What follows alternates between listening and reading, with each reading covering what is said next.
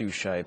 The right to a preemptive nuclear strike against China is now part of U.S. law. That's thanks to the National Defense Authorization Act. The Pentagon's also ordered a thorough review of when and how the U.S. could strike at the network of tunnels believed to hold Beijing's atomic arsenals. We better get into this right now. James Corbett joins us live on the program, editor of a Japan-based news website. Mr. Corbett, a pleasure to see you. Thanks for coming on so quickly. The U.S. government is operating on the assumption that there are 3,000 miles worth of tunnels crisscrossing China, allegedly containing 3,000 nuclear warheads. Do you believe it?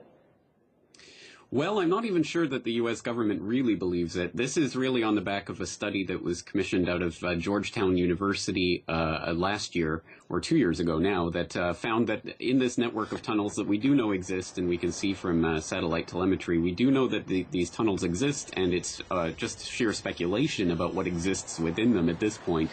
U.S. intelligence estimates puts the Chinese nuclear arsenal something like 300. But this study out of Georgetown in 2011 estimated that it could house as many as 3,000 nuclear warheads.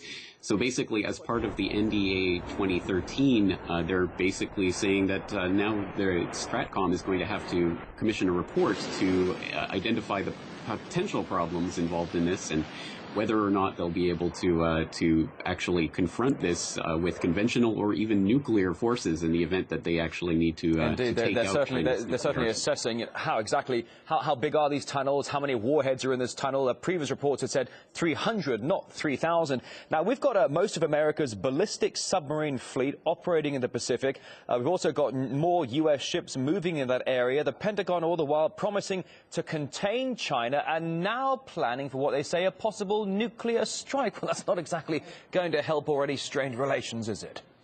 It really isn't. I don't think that we have to look at this report in the context of they're going to move in with a nuclear strike right at this point, but I think it has to be seen as a wider part of U.S. nuclear policy that's been stretching out for decades now, trying to come up with ways to justify the existence of some of the U.S.'s existing nuclear arsenal and looking for ways to create new weapons. So, for example, we have the B-61-11 nuclear bunker busters with a 400 kiloton yield that they've been harboring and talking about for the better part of a decade now in relation to Iran and trying to bust through into Iran's underground nuclear facilities or alleged nuclear facilities.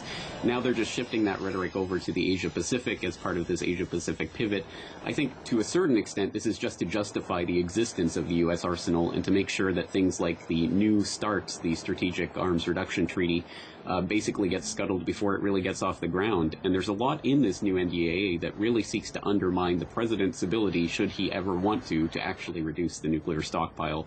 So I think the Congress is definitely trying to get their foot in the door and stop any types of arms reductions before it can actually be implemented. There are certainly some that really say that the American president is powerless when it comes to going head-to-head with the military-industrial complex. Certainly at this point, though, we've been getting reports that there have been some rather peculiar high-altitude jet forays between China and Japan.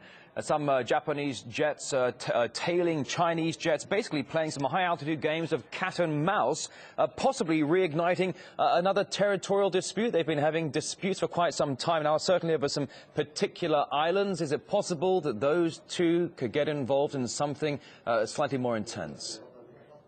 It certainly could, and of course the more bellicose that the U.S. becomes against China, the more safe Japan will feel in either threatening or responding to Chinese aggression. So I think it really only serves to put a match next to this powder keg that is the Asia-Pacific region, especially now that really this is heating up and that the American attention is turning here. I think we're going to see more and more of these types of situations coming along that could justify even further military intervention. So we have to look at these types of nuclear rhetoric that's coming out right now, not necessarily as an intent to strike anytime soon, but certainly as something to keep our eyes on as this rhetoric continues to ratchet up. Well, as you well know, Mr. Corbett, the U.S. has been increasing its military presence in the Asia-Pacific region for quite some time now, certainly over the past 2 years, increasing it in somewhat called fairly drastic measures. Now a report of them examining possibly 3,000 miles loaded with nuclear warheads crisscrossing China. I'm sure certainly at the very least conspiracy theorists are going to have a field day with this. James Corbett, of the editor of a Japan-based news website, The Corbett Report, thank you for coming on today. You're welcome.